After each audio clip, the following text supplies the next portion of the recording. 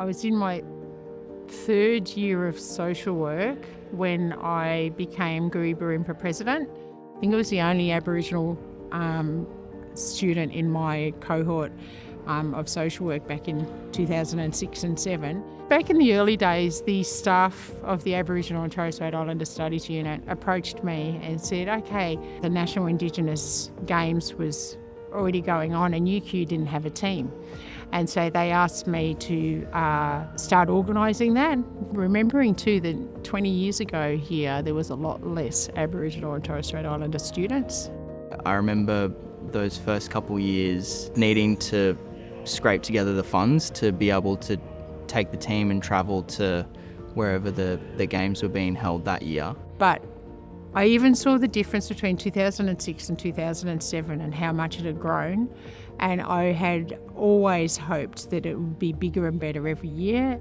The team back then, when I was first starting, it was honestly, we were just rocking up and just having fun. Catch up with other blackfellas from all around Australia, because it's not often that we all get together. As the years went by and we started getting some sponsorship and funding from within the university, it definitely helped us just be able to focus on getting a bit more of that competitive edge on the sports side of things. Indigenous Nationals is the best version of what sport can be, because sport brings us together.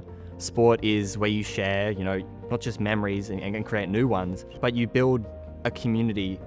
And I think that Mob has been doing that for forever, and we can really help and show how it's done. The Indigenous Games was always that push. Every year, day in, day out, I showed up because they showed up for me. Sometimes university can be a lonely place, particularly for people who are coming far and wide from different parts of the country. And when I see people who are part of that community and are interacting and making those special relationships, it is really heartening. It's been what made me go from knowing that I was an Aboriginal man to feeling that I was an Aboriginal man. I can remember the moment so clearly.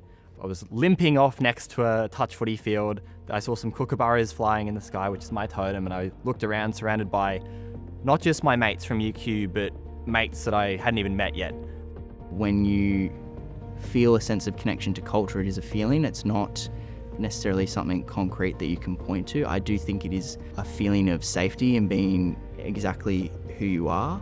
For me, it's always been encouraging and endearing to see someone who looks like you, talks like you, and walks like you to be in a position where you may not always see yourself. And that's, I think, something that really motivates me, that there's other young people coming through that may look to me and see a little bit of themselves in myself.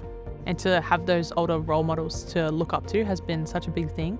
Leaves such a lasting impact. Like you saw Karina, who's still here like almost 20 years later.